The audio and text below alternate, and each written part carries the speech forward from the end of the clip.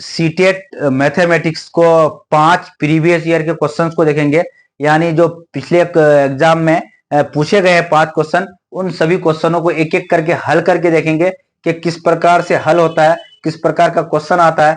तो एक नंबर 1 से ही चलते हैं। तो एक फर्स्ट क्वेश्चन को हम लोग देखते हैं, सॉल्व करते हैं। क्या करते हैं? सॉल्व करते हैं। एक नंबर को क्या है कि 11 इकाई प्लस 11 दाही प्लस 11 सैकड़ा किसके बराबर है? ऑप्शन ए में 144, ऑप्शन बी में 1221, ऑप्शन सी में है 12321 और ऑप्शन डी में है 1111। इस तरह से है। तो कौन सा सही होगा? तो एक सॉल्व करके देखते हैं हम लोग, एक एक करके सॉल्व जब करते हैं तो क्या है, 11 इकाई है तो 11 इंटू 1 लेंगे, यानी 11 इकाई तो 11 हो गया। 11 दाही का मतलब हुआ 10 से गुना करना है, तो कितना होगा भाई? 110 हो जाएगा मेरा। उसके बाद 11 सैकड़ा है तो 11 इंटू 100 करेंगे तो कितना होगा मेरा? 1100 हो जाएगा। क्या होगा? 1100 होगा।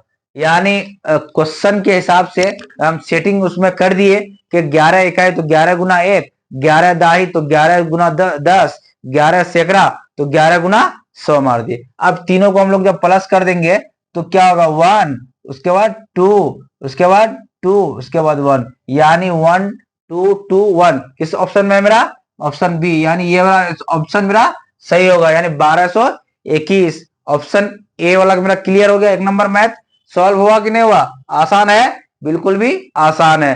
अब दूसरा क्वेश्चन है, 5 लगातार बढ़ती हुई संख्या का योग 20 है, तो तीसरी संख्या क्या होगी?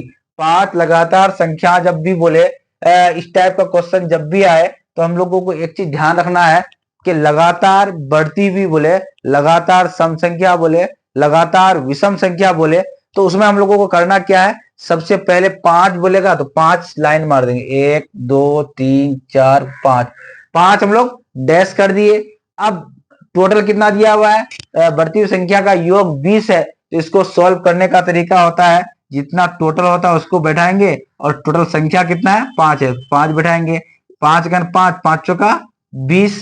तो याद रखेंगे कि औसत जो होता है वो बीच का टर्म होता है। तो ये 4 जो मेरा निकला वो किसका कितना टर्म निकला? बीच का टर्म निकला। यानी औसत जब 5 संख्या का था तो 5 टोटल में से जब हम लोग औसत में से संख्या को भाग देते हैं तो मेरा क्या निकल जाता है? बीच की संख्या निकलता है। जैसे 1 2 3 4 5 है तो 2 इधर 2 इधर, बीच में कौन बचा? ये। तो इसका ये जो हम लोग निकाले तो मेरा ये निकल गया। तो अब क्वेश्चन में मेरा कहता है कि तीसरी संख्या क्या होगी? तो आप याद रखेंगे पहली संख्या ये है, दूसरी संख्या ये है, तीसरी ये है, चौथी ये है, पांचवी ये है। तो मेरा तीसरी संख्या निकालना है, तो मेरा थर्ड तो यही होगा ना। तो इसका मतलब 4 कहीं ऑप्शन में दिख रहा है क्या? 4 यहाँ पे है, इसका मतलब 4 मेरा ये वाला आंसर ऑप्शन ए जो होगा मेरा सही हो जाएगा। यानी अब इसमें इधर क्या आएगा? 3 आएगा, इधर 2 आएगा, इधर 5 आएगा, इधर 6 आएगा। कैसे? क्योंकि बढ़ती हुई बोला है, लगातार सम संख्या तो बोला नहीं है। तो 5 5 10 और 10 20, यानी ऐसे भी निकाल के हम लोग देख लिए। अब तीसरा को हल करके देखते हैं, थर्ड नंबर को देखते हैं हल करके। राम अपने भोजन पर अपने भत्ते का, यानी जो टोटल उसको भत्ता मिलता है, जो उसको खर्ची मिलता है, उसमें से वो क्या करता है? 5/7 खर्च कर देता है। तो उसके भत्ते का कितना शेष बचता है? यानी वो जितना बचा कमाता है उसका वो 5/7 खर्च कर देता है खाने में, तो वो शेष उसका कितना बचता है? तो याद रखेंगे जब भी इस टाइप का क्वेश्चन आए, जब भी भत्ते वाला क्वेश्चन आए तो हमको एक चीज याद रखना है कि एक लेंगे। क्या लेंगे हम लोग? एक लेंगे। एक लिख करके माइनस कर देंगे, जितना हुआ दिया हुआ है 5/7 दिया हुआ है। अब जब आपको यहाँ पे कुछ नहीं है इसके नीचे में, तो हम लोग ये चीज जानते हैं कि सभी संख्या के नीचे में कितना छुपा रहता है? 1 छुपा रहता है। और इसका एलसीएम लेना होता है तो एलसीएम तो डायरेक्ट आसानी से ले ही लेंगे। 1 और 7 का एलसीएम 7, तो यहाँ कितना हो जाएगा? 7 - 5। तो याद रखेंगे 2/7, ये मेरा क्या हुआ? आंसर हुआ। तो 2/7 कहीं नजर आ रहा है आपको? 2/7 ऑप्शन ए में ही मुझे नजर आ गया, उधर देखने की जरूरत ही नहीं है। यानी राम भत्ता भोजन पर जितना खर्च करता है, यानी 1 रुपये उदाहरण के तौर पर मान लेंगे, एक में से वो 5/7 खर्च कर रहा है, तो मेरा कितना बचा? 2/7 बचा। अब चौथा में डायरेक्ट देखेंगे आरोही और अवरोही। आरोही और अवरोही हम लोग क्या पढ़े थे? आरोही का मतलब हुआ बढ़ते क्रम और अवरोही का मतलब हुआ घटते क्रम, असेंडिंग ऑर्डर और डिसेंडिंग ऑर्डर, यानी इंक्रीजिंग ऑर्डर और डिक्रीजिंग। यानी सबसे पहले आरोही जब भी बोलेगा तो हम लोग को छोटा से बड़ा देखना पड़ेगा, और अवरोही बोलेगा तो बड़ा से छोटा। तो याद रखेंगे, यहाँ देखते हैं हम लोग इसका मतलब कि कौन सा सीरीज सही सेट किया हुआ, बढ़ते क्रम में बढ़ते हुए चला है कि नहीं चला है। 0.5, 7.5, 2.5, 0. यानी यहाँ 50 पैसा है, या 7 रुपया 50 पैसा है, या 2 रुपया 50 पैसा है, और यहाँ सिर्फ 5 पैसा है। तो ये मेरा तो हो नहीं सकता है भाई, क्योंकि यहाँ बड़ा हो गया और यहाँ छोटा हो गया, ये कैंसिल।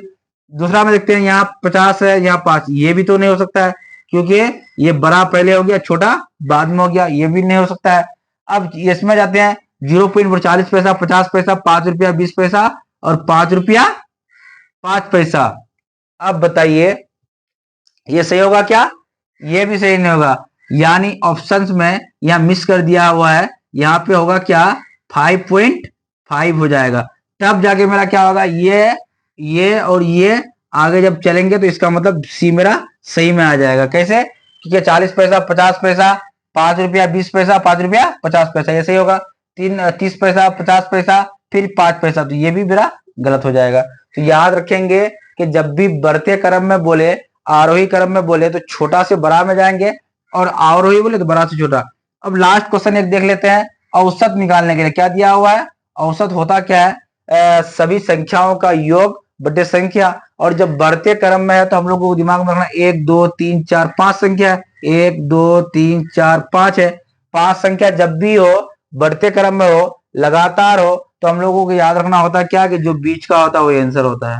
याद रहेगा, जब भी बढ़ते क्रम में हो, कंटिन्यू वाला हो, सम संख्या विषम संख्या टाइप से हो, तो ये क्या हो जाएगा, मेरा 4 आंसर हो जाएगा। निकाल के भी देख लेते हैं। 2 plus 3 plus 4 plus 5 plus 6 by कितना हो जाएगा, 1 2 3 4 5 संख्या, तो 5 हो जाएगा।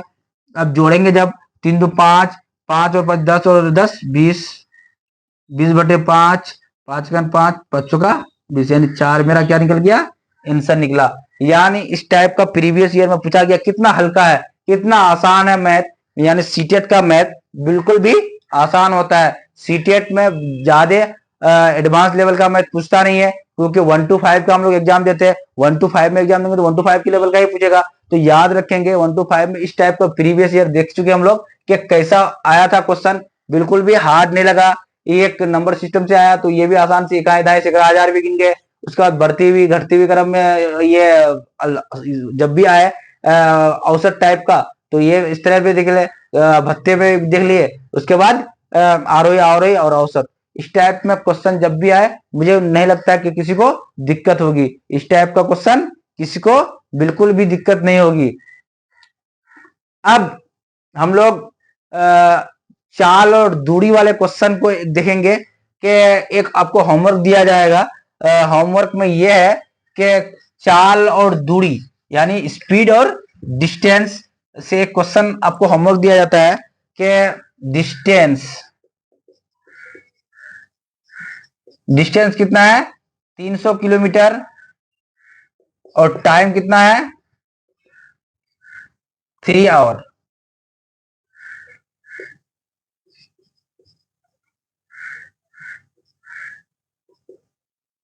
आपको इसका स्पीड निकालना है, स्पीड इसका निकालना है। ये आपका होमवर्क हो गया।